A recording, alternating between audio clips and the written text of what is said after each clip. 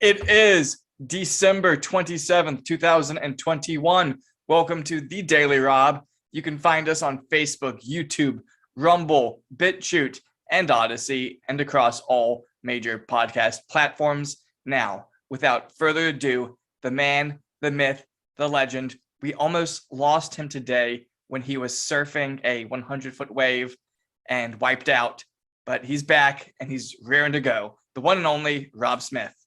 Well, Stu, not only was it a 100-foot wave, but there was also a great white shark nibbling on my board, and I had to take care of him and didn't ride the wave back in. But I survived, Stu. I got, he bit me a little bit on my leg, but, I took him out.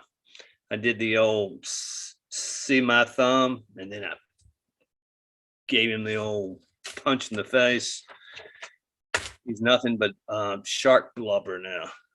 That's what they say. They have that very sensitive nose that has all those nerves in it. And if they get popped. You just have to know how to take people out, Stu.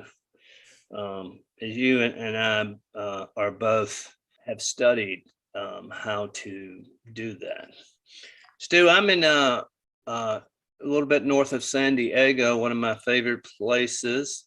Bird Rock. It's right below La Jolla, and that is the famous Tiki Shack there, Stu.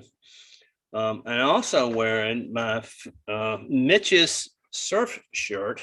Let's see if you can see it. Oh, hold on. See that?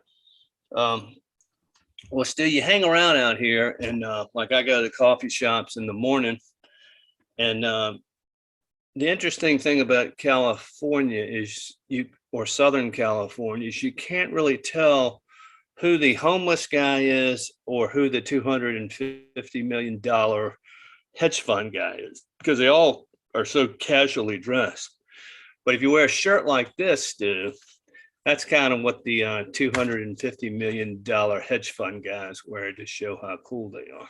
In the news today, yesterday was the 30th anniversary of the fall of the USSR, Stu, and all that is attributable to Ronald Reagan. Peace through strength. Gorbachev resigned, and the tricolor was flown over the Kremlin. It's interesting, Stu. The Biden administration, Joe Biden, the State Department, Secretary Blinken, none of them have mentioned this. And it was one of the greatest feats of the last 70 years or more.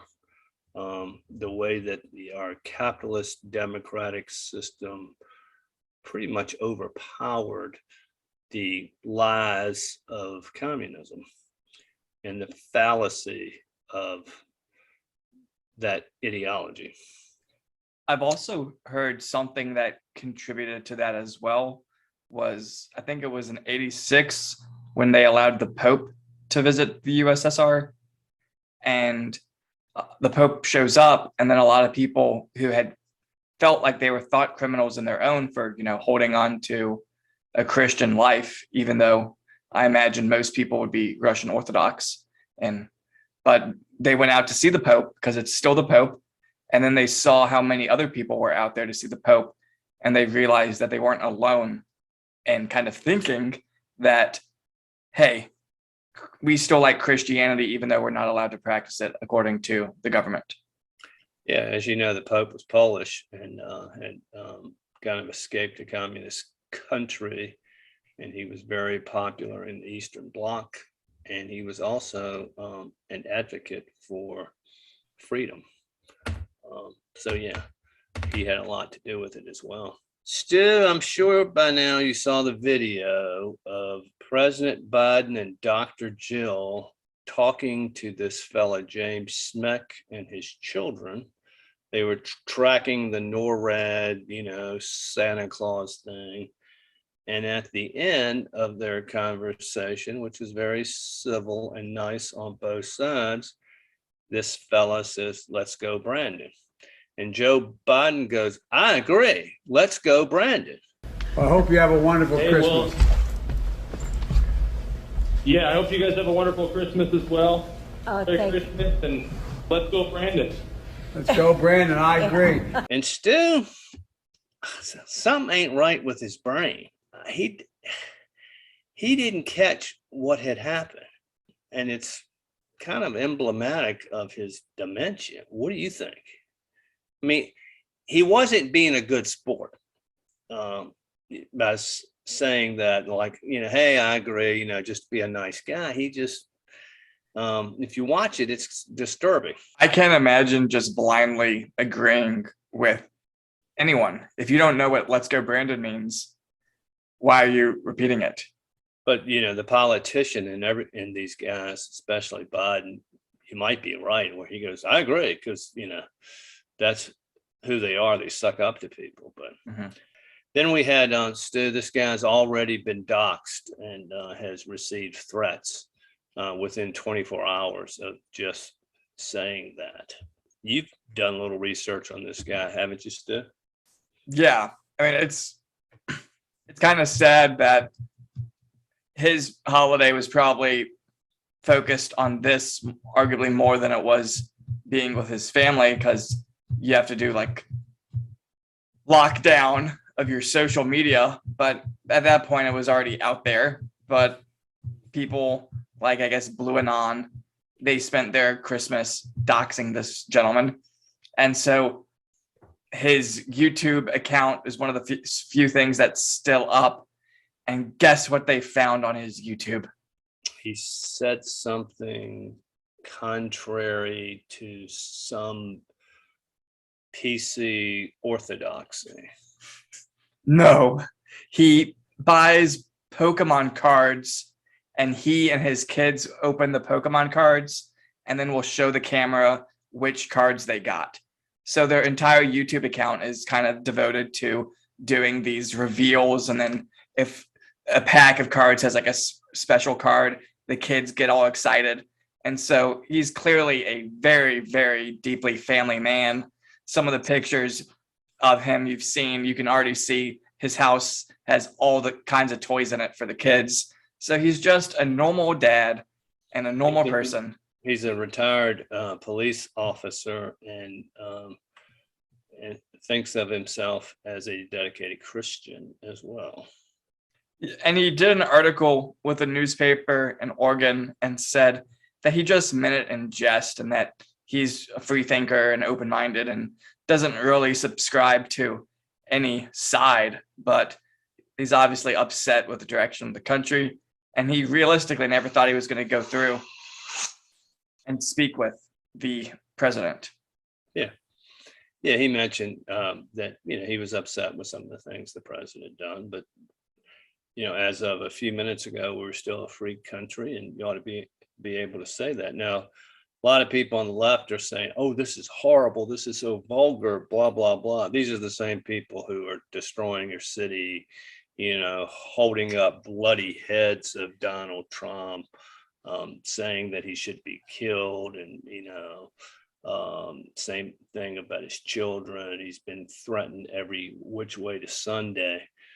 But Stu, I think that if you have a president who basically is trying to destroy the country and is destroying the country, who's sicking the DOJ and the FBI on political opponents, trying to pass this massive $3.5 trillion bill that'll bankrupt the country.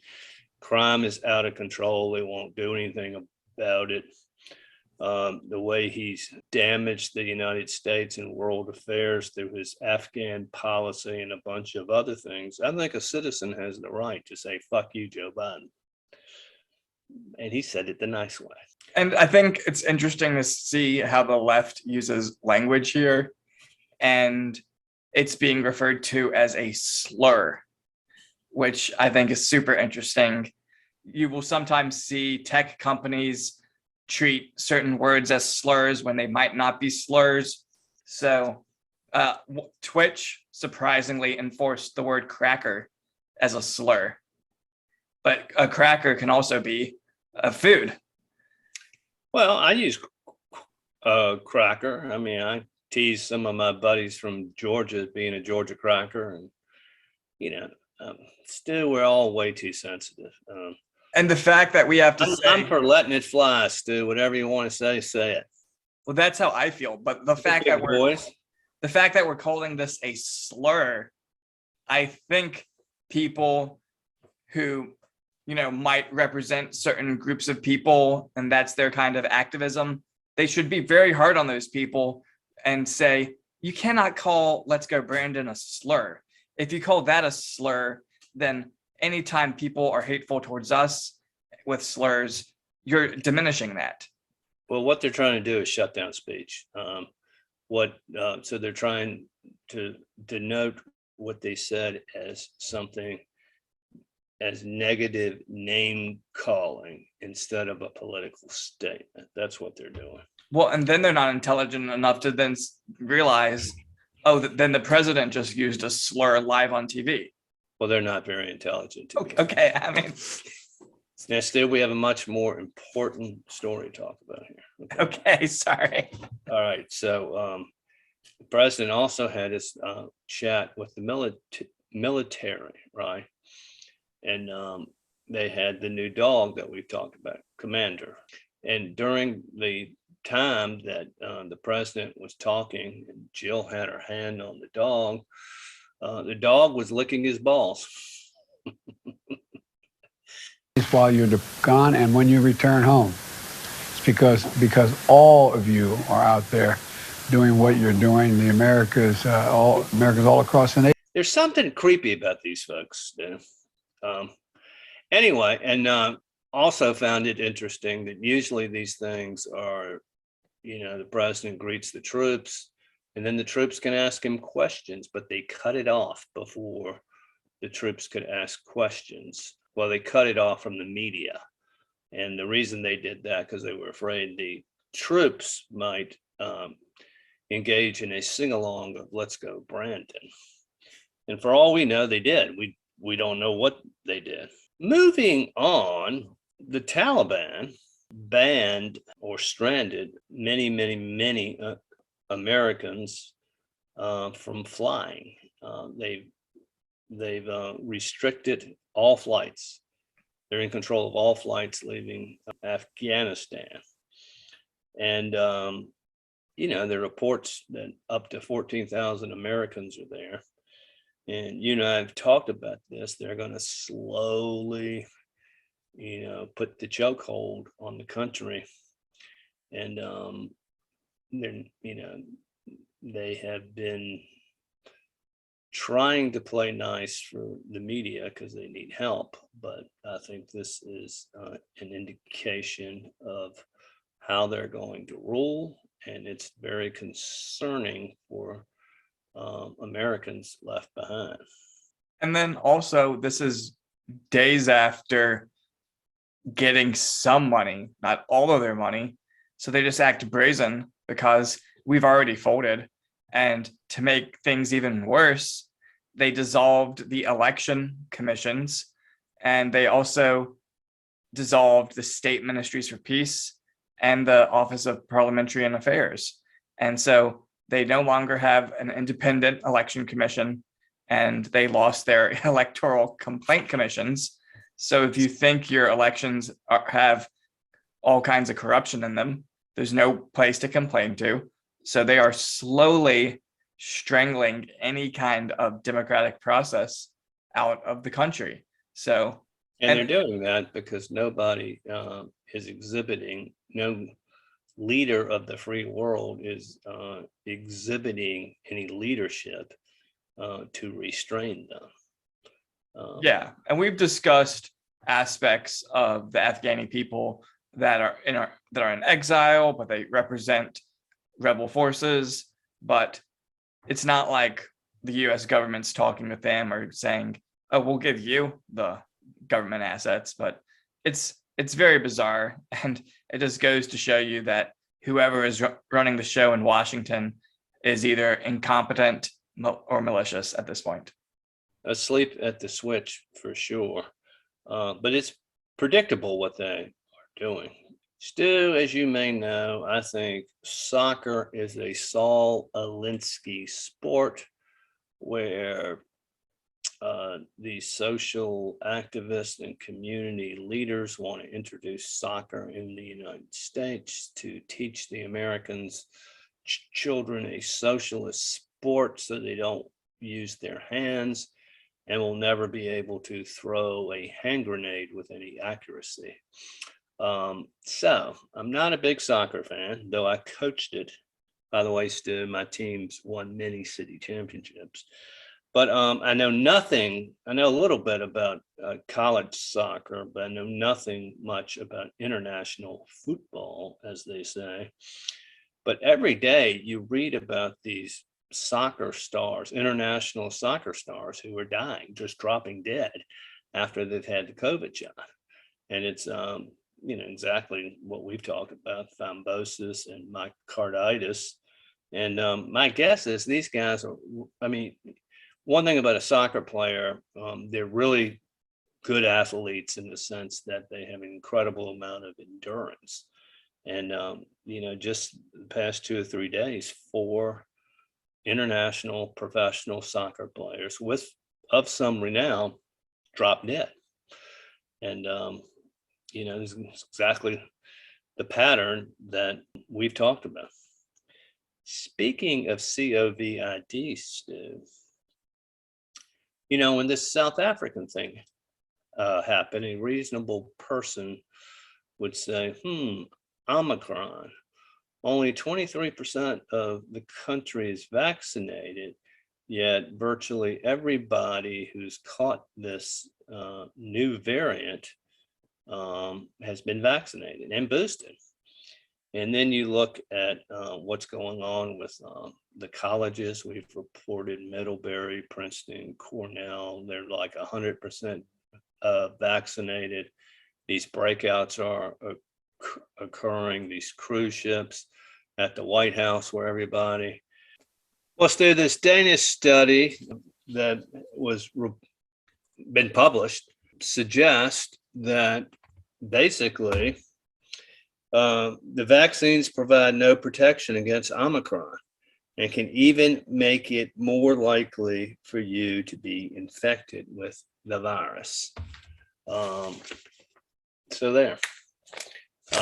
That would seem to make sense, Stu, with seems like when you're 100% vaccinated and it's spreading like this, might be a reason. That's what I got, Stu. Right on. So one of the stories I'm looking at today concerns Russian President Vladimir Putin. And so they're mulling over their options of what they should do if the West refuses to give any kind of guarantees on Ukraine. Now, what he specifically said was, we didn't do it just to see it blocked, but for the purposes of reaching a negotiated diplomatic result that would be fixed in legally binding documents. So he wants it in writing that Ukraine will never be part of NATO. He goes on and he says, we have nowhere to retreat. They have pushed us to a line that we can't step across. They have taken it to the point where we simply must tell them, stop. We have nowhere to retreat. And so this concerns the fact that they could actually launch missiles from Ukraine to Russia, and they would be in Moscow in about 4 minutes.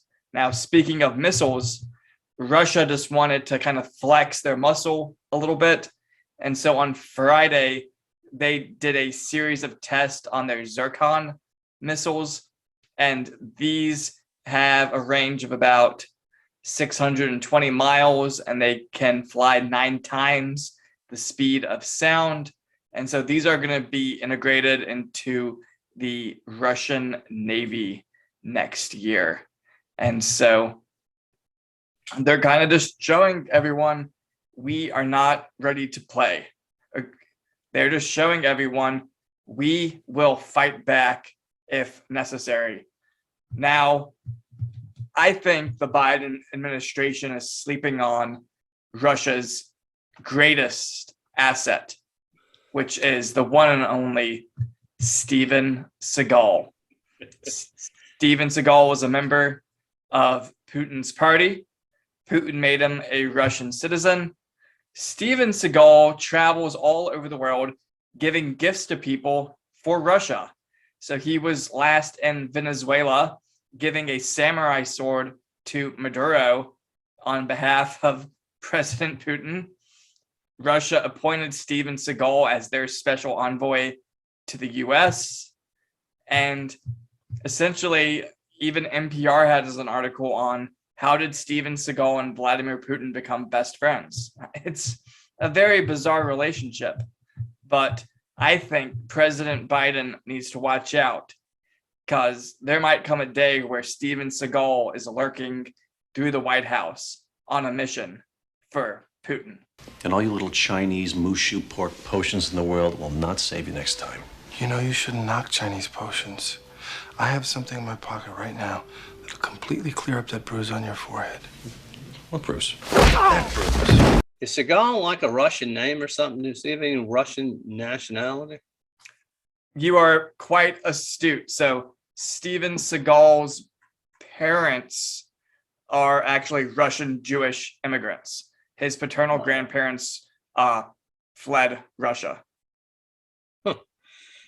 Okay.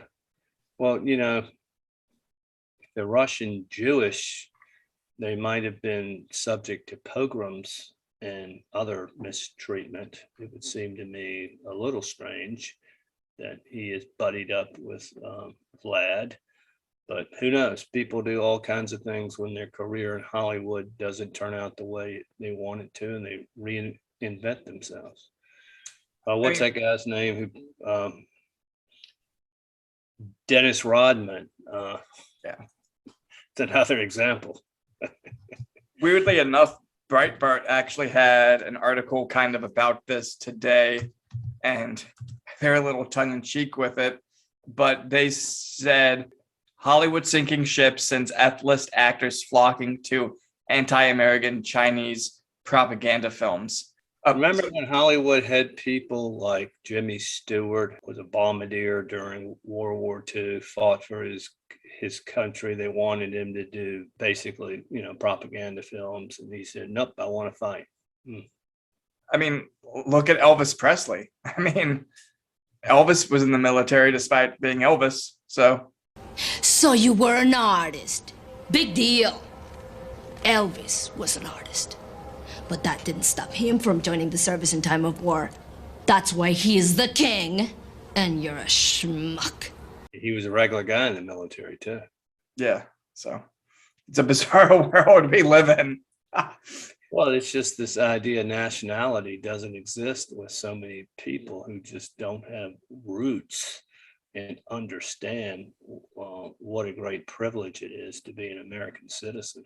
Stu, I don't know whether you know this, but Tyrone Power was a famous kind of ladies' man movie star in the early 40s, and he joined the Marine Corps, and his best buddy in the Marine Corps was Uncle Max, my uncle, my dad's brother, your great uncle, and Uncle Max would take him back to Greenwood, and apparently Tyrone was quite successful with the ladies when he would come back to Almar County. But just another example of, you know, a Hollywood guy who gave it all up to fight for his country, and you just don't see that kind of dedication to country coming out of Hollywood these days. But you see a lot of good old boys from rural America who do give it all up. And I respect them a lot more than these vacuous airheads, Bette Midler types out of Hollywood. I mean, that must have been wild. I mean, apparently he was Zorro at one point. So it's pretty wild to think, oh, we have Zorro here sitting at the kitchen table. I mean, it would be like Brad Pitt today, like Coleman joining the army and becoming best friends with Brad Pitt and having Brad Pitt come back to Richmond. That's kind of like it. It's a good analogy. Yeah. Damn. Yeah. Well, I don't want to keep you for too long. I know the waves await. Well, Stu, another thing they do out here is it's kind of cool. Is the whole community kind of gets together right here, and they watch the sunset. And I met a lot of nice folks out here that way. And you know, Stu, I'm kind of the California kid. Right on, right on. Well, enjoy your surf safari. All right, Stu, go get them. Later. Bye. Look at it! This is a once-in-a-lifetime opportunity, man. Just let me go out there. Let me get one wave before you take me. One wave. I mean, where am I gonna go, man? Cliffs on both sides. I'm not gonna paddle in New Zealand.